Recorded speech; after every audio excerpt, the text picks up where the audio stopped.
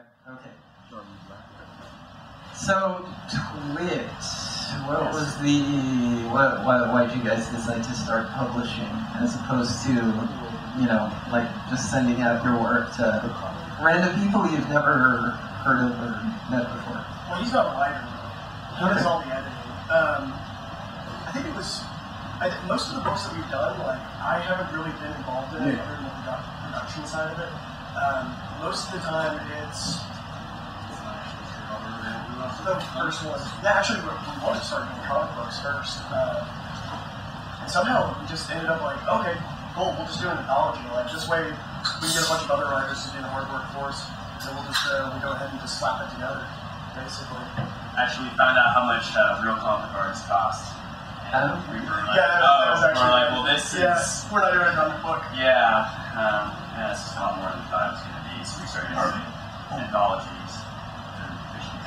Okay, and when did the first one come out? 2010? I think so, yeah. I think it was the summer 2010, 2010. it was back in September. Yep. Okay. So the name Twit is very catchy, I like it. Did you have like a list of names that you came up with to choose from? Do you want to do the actual story, or do you want to do like the one that we normally tell people at craft fairs whenever they're like 5-year-old daughters saying that?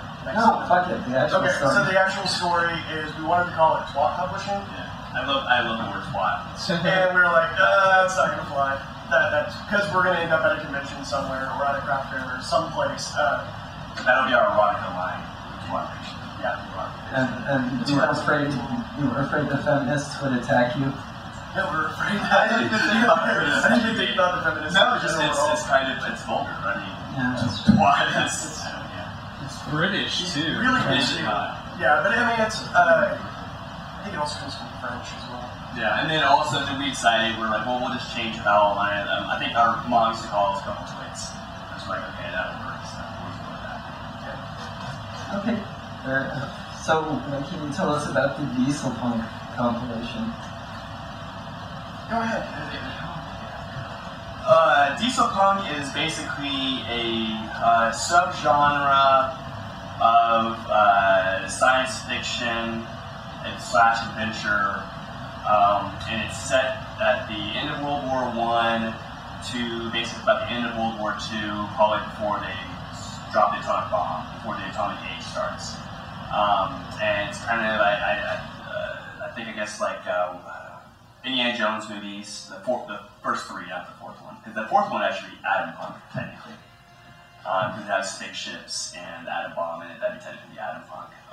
What else? Sky Captain of the World Tomorrow would be one of them. What was the name of the Iron Moon? The one with the Nazis on the moon? Oh, Iron Sky? Iron Sky. That would technically be diesel punk. There's also different genres of diesel punk.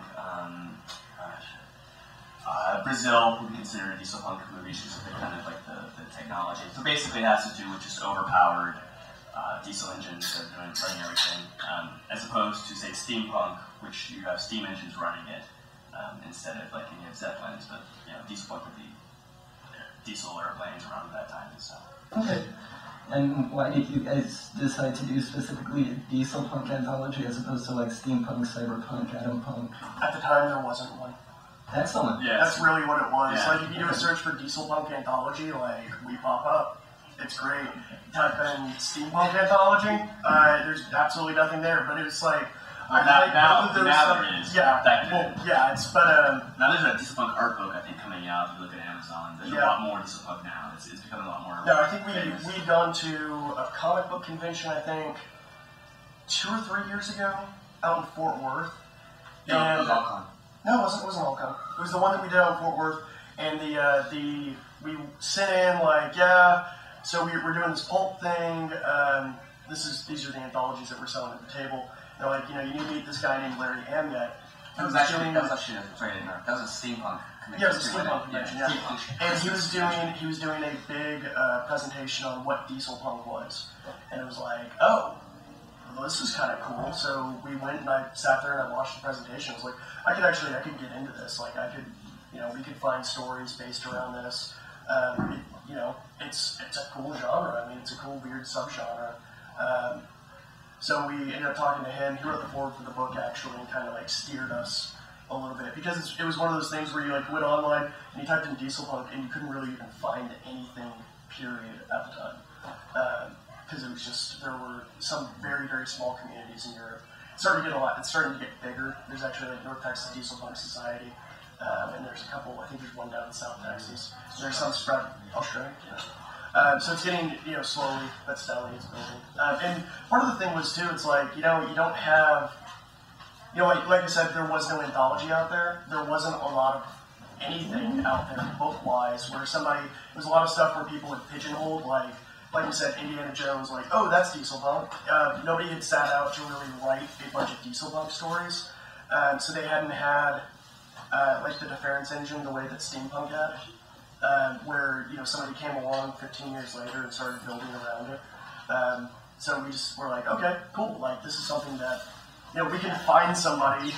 We can find for the money. But we can find writers who want to do this, who are active in the community, who are writing, and build it, help at least. So that's really basically we want to be down on the ground floor and yeah, excellent. Yeah, that's kind of it. Well, cool. Best of luck with. I guess it's been out since February now, Yeah. and I'll let you guys kind of curate this next block where we hear some selections from it. Yeah, Chuck. Yes.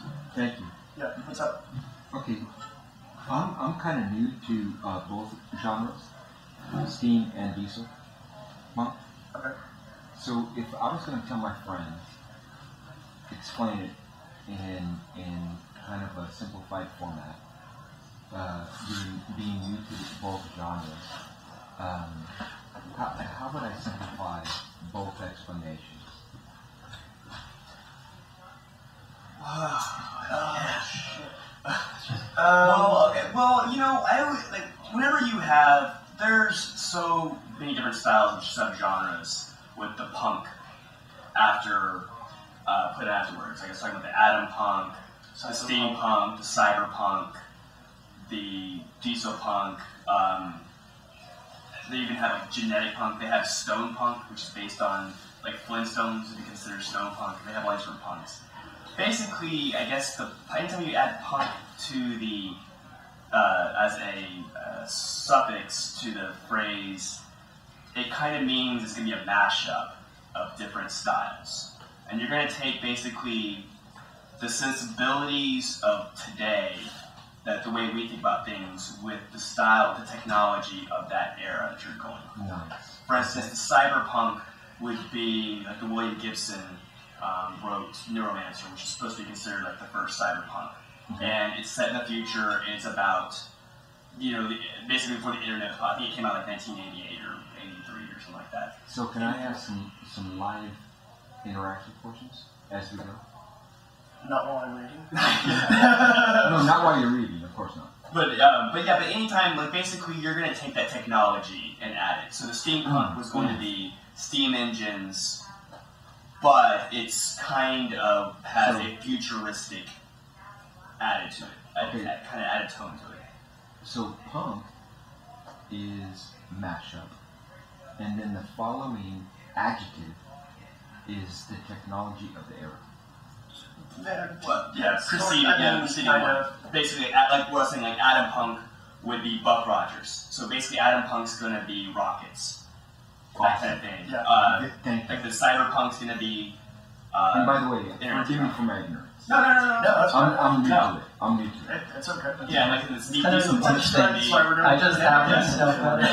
No, it's like I was really excited when I found out you guys were doing a diesel punk compilation, because I was like, I like a lot of stuff that I years after the fact found out was considered diesel punk.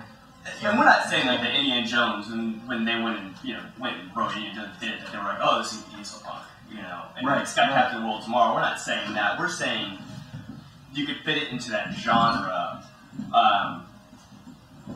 then like looking back at it. But as with steampunk, as we're trying to do with diesel punk is getting more popular. Sure. In the past like 2 or 3 years, it has been getting more popular.